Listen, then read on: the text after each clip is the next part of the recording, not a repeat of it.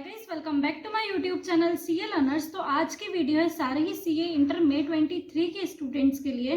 तो अभी हमारे दिमाग में ना बहुत ज़्यादा confusion, tension, guilt, anxiety, demotivation, पता नहीं क्या क्या होता है। बहुत ज़्यादा स्ट्रेस वाली सिचुएशन रहती है। तो आज उसी स्ट्रेस से दूर करने के लिए आपको मैं लेके आ गई हूँ आपके लिए 20 डेज की स्ट्रेटेजी। इसका मतलब अभी तक किसी ने अगर कुछ भी नहीं कराया, 10-20% ऑफ द कोर्स ही कराया ना, और अगर आपको लग रहा है कि अब तो नहीं हो सकता, अब तो हमने पूरी तरह से सोच लिया कि अब तो नवंबर ही देना है, तो ऐसे लोगों के लिए ही ये वीडियो मैं लाई हूँ। तो इस वीडियो को एंड तक अगर आप देख लोगे और मान लोगे और अगर फॉलो कर लोगे, तो मुश्किल ज़रूर है लेकिन इम्पॉसिबल नहीं है। और उसी मुश्किल को आसान करने के लिए ये वीडियो जो है आपकी पूरी तरह से हेल्प करने वाली है। मैंने है ना सब कुछ करके देख लिया था, स्ट्रेस लेकर देख लिया था, डीमोटिवेट होकर देख लिया था, डिप्रेशन जैसी स्थिति में भी जाके देख लिया था, कुछ भी नहीं हुआ। लास्ट में जब खुशी खुशी पढ़ाई करी ना, ये सोचकर पढ़ाई करी कि जो होगा देखी जाएगी, अभी तो मैं जितना कर सकती हूँ उतना कर लूँ, तभी जो है मेरी एग्जाम में क्लियर हुआ था एक बार में। और 20 डेज है अभी हमारे पास, तो हमको इसको बाइफरकेट करना है 8 डेज और 12 डेज में। अगर आप फर्स्ट ग्रुप दे रहे हो, हमको एक ही ग्रुप देना है अभी, ठीक है। अगर आप फर्स्ट वाला दे रहे हो तो अकाउंट्स और लॉ हमको देना है 8 डेज, और अगर आप सेकंड ग्रुप दे रहे हो तो एडवांस अकाउंट्स और ऑडिट हम देंगे 8 डेज, ठीक है। अब उन 12 डेज में बच्चे भी क्या करना है, कॉस्ट और टैक्स, क्योंकि ये ज़्यादा टाइम लेते हैं कंपैरेटिवली बाकी दो पहले सब्जेक्ट्स के। और सेकंड ग्रुप अगर आप कर रहे हो तो EIS, SM और FME को, ये भी ज़्यादा टाइम लेंगे कंपैरेटिवली, ठीक है। तो 8 और 12 का हमको ऐसे बाइफरकेशन करना है। अब मैं आपको एक ओवरव्यू बता देती हूँ कि कैसे क्या होगा। देखो, जब भी कोई बड़ा चैप्टर होता है ना, तो मैक्सिमम अभी हम उसको कितना टाइम दे सकते हैं और वो कितने टाइम में हो सकता है, तो 6 आवर्स में वो हो सकता है। तो मैं ऐसे प्लान कर रही हूँ कि अगर आप 20 डेज में 12 आवर्स भी पढ़ाई कर रहे हो तो 6 आवर्स ईच सब्जेक्ट का हो जाएगा, ठीक है। 6 घंटे में आपका एक बड़ा चैप्टर एनी हाउ कंप्लीट हो सकता है। तो अगर कोई भी बड़ा चैप्टर है तो उसके लिए एक दिन, और अगर कोई भी छोटा चैप्टर है तो उसके लिए कितने दिन होने चाहिए, एक दिन में 2 चैप्टर्स। तो इस हिसाब से अगर हम देखें तो 8 डेज में आप आसानी से 10 to 12 चैप्टर्स किसी भी सब्जेक्ट के कंप्लीट कर सकते हो। और जैसे ही आप वो 10 to 12 चैप्टर्स कंप्लीट करोगे ना, वैसे ही आपका 70 to 80% of the course complete हो जाएगा। और अभी हम 100% तो अभी इस टाइम में नहीं कर सकते ना, तो उस 80% पर ही इतना अच्छे से कमांड बना लो, इतना अच्छे से कर लो कि हम उसी में 50 to 60 आसानी से स्कोर कर सकें। तो वीडियो में आगे बढ़ने से पहले सीए इंटर मे 23 के जितने भी स्टूडेंट्स हैं उनके लिए सबसे मेन प्रॉब्लम अभी ये आ रही है कि syllabus is too lengthy and it is becoming very difficult to revise it multiple times. इसका सोल्यूशन ये है कि अगर अभी हमारे पास इंपॉर्टेंट क्वेश्चंस होंगे तो we can revise it 3 to 4 times very easily. और इसीलिए स्टडी बडी क्लब आपके लिए लेकर आए हैं इंपॉर्टेंट क्वेश्चंस की लिस्ट और उसके आंसर्स, जिनसे आप एक्सपेक्ट कर सकते हो 70 to 80 मार्क्स इजीली। और ये इंपॉर्टेंट क्वेश्चंस जो है ये सिलेक्ट किए गए हैं based on the last 6 to 9 attempts के एग्जाम पेपर्स, RTPs, MTPs, उनको ट्रैक कर इस इंपॉर्टेंट क्वेश्चंस की लिस्ट को बनाया गया है। इसकी प्राइस बहुत ही ज़्यादा मिनिमम है, 2 to 3,000 रहेगी फॉर होल ग्रुप। और उसमें भी अगर आप मेरा कोड यूज़ करते हैं सीए लर्नर्स तो आपको 10% एडिशनल ऑफ मिल जाएगा। तो पिछले अटेम्प्ट में भी ये काफ़ी स्टूडेंट्स को, लाइक जिनका 3rd to 4th अटेम्प्ट था, उनको ये पास करवा चुके हैं इसी इंपॉर्टेंट क्वेश्चंस की लिस्ट से। और अगर अभी भी आपको कोई क्वेरी है तो आप personally CA Prateek Thakkar sir, जो कि फाउंडेशनर है of this study buddy club, उनसे पर्सनली जो है व्हाट्सएप पर बात कर सकते हो। उनका नंबर आपको यहाँ पर दिख जाएगा। और इसके लिए आपको स्टडी बडी क्लब की एप्लीकेशन जो है वो डाउनलोड करनी पड़ेगी, जिसकी लिंक मैंने अपने डिस्क्रिप्शन बॉक्स और कमेंट्स में दोनों जगह दी हुई है। तो अभी उसको डाउनलोड करें और आप भी इजीली जो है वो अपने सी एग्जाम्स को क्लियर कीजिए। अब आपके मन में एक कन्फ्यूजन ये आ रहा होगा कि इसमें रिवीजन का टाइम तो हमको दिखा ही नहीं, कहीं रिवीजन के लिए कहाँ टाइम है, एक बार में हम इतने ब्रिलियंट है नहीं कि हमको सब चीज़ें याद रह जाएगी। तो रिवीजन की बहुत ही आसान स्ट्रेटेजी, बहुत ही अच्छी स्ट्रेटेजी जो कि मैं हर बार बताती हूँ, जो मैंने खुद ने फॉलो करी थी, वो ये है कि जैसे ही आप किसी चैप्टर को कंप्लीट कर रहे हो ना, आपने फर्स्ट पेज से स्टार्ट करा था, आप उसके लास्ट पेज तक आप पहुँच गए हो, तो उसको हम वहाँ पर छोड़ के अगले चैप्टर पे बढ़ जाते हैं, ठीक है। आप सबसे बड़ी गलती तो यहाँ पर ही करते हो। हम जब उसके एंड पेज पर पहुँच गए ना, तो हमको वहाँ पर उसको छोड़ना नहीं है, हमको अपना आधा घंटा और इन्वेस्ट करना है। आधा से पौन घंटा आपको लग जाएगा, 45 मिनट्स, ठीक है। मैक्स इतने टाइम में वापस उसको रिवाइज करना है। और जैसे ही आपने वो चैप्टर वापस रिवाइज करा, आपके 2 से 3 रिविजन्स के बराबर ये एक रिविजन जो रहता है ये होता है। कम टाइम देता है, ज़्यादा इफेक्टिवली जो है ये वर्क करेगा आपके लिए। तो क्या करना है, हमको ये वाली रिवीजन स्ट्रेटेजी फॉलो करनी है कि एक चैप्टर कंप्लीट करो, उसके एंड तक पहुंचो और वापस से आधा घंटा उस पर दो और फिर उस पूरा चैप्टर को करो और फिर अगले चैप्टर की तरफ बढ़ो।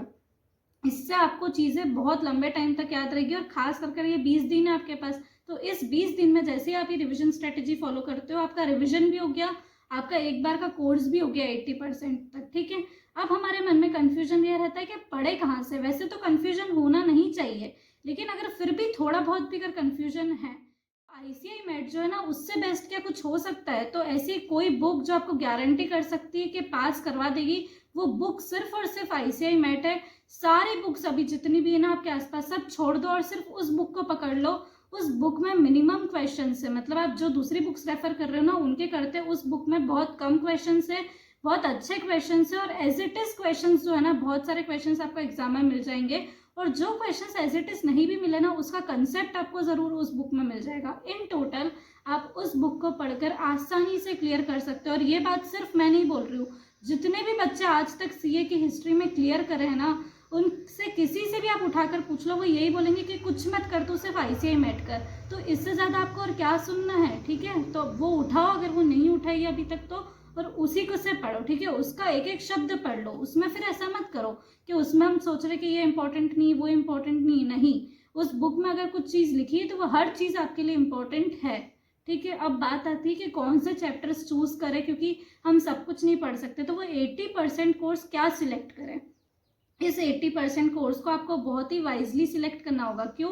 क्योंकि कुछ चैप्टर्स ऐसे होते हैं ना, कुछ इंपॉर्टेंट एरियाज ऐसे होते हैं जहाँ से मैक्सिमम कवरेज जो रहता है वो आईसीआई का रहता है।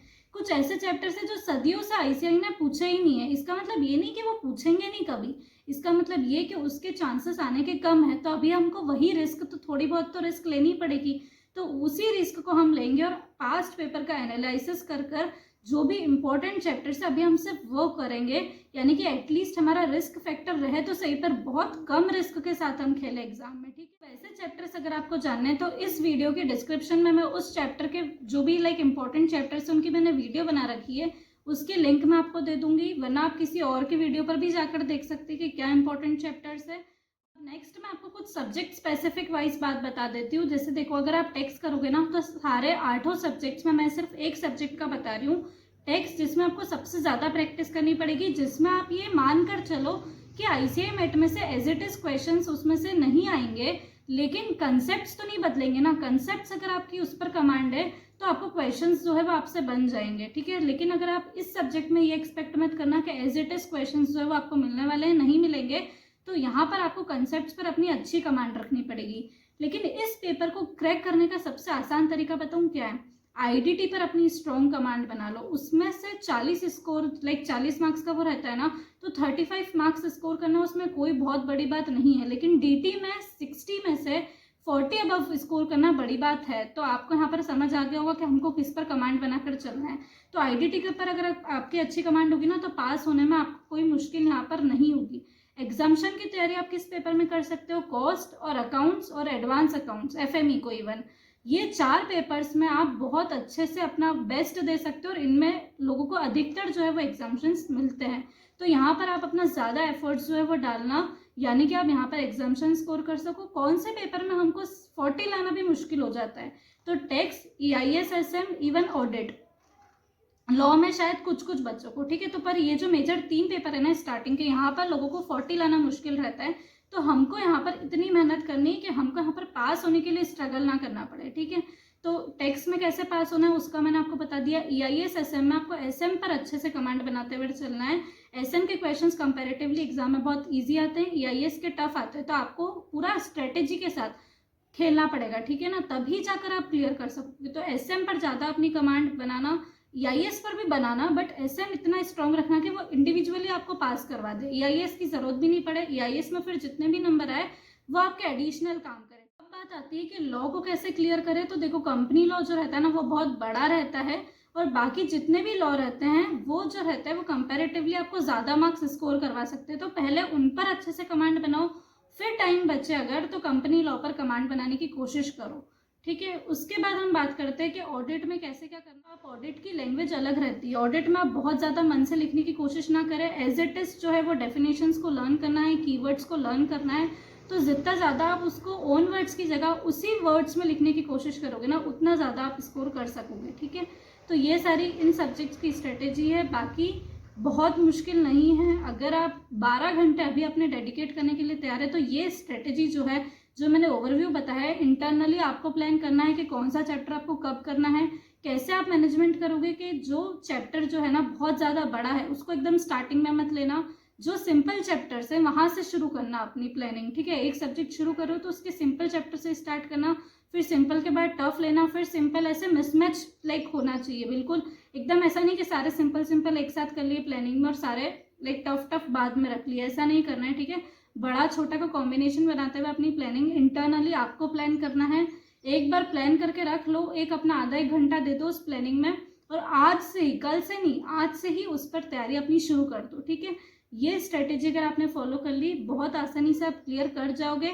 बस आपको क्या रखना है, अपने अंदर पॉजिटिविटी रखनी है। कमेंट्स में बहुत सारे लोग लिखने वाले कि कुछ नहीं होता है, 20 डेज इज नॉट सफिशिएंट। यार हमारे पास पता है सबसे अच्छी बात, तुम लोगों के पास अभी क्या है, तुम्हारे पास लाइक खोने के लिए कुछ भी नहीं है। तुमने पूरे साल तो इतनी मेहनत करी नहीं है। ठीक है, तो अभी जो 20 दिन में तुम लगाओगे ना अपने जितने भी एफर्ट्स, वो तुमको अपनी पोजीशन से ऊपर ही ले जाएंगे, नीचे गिरने का तो कोई चांस ही नहीं है ना हमारे पास। तो दिल खुश, लाइक अच्छे से खुश रहकर पढ़ाई करो, टेंशन लेने की कोई बात नहीं, और पूरा मन लगाकर कर लो।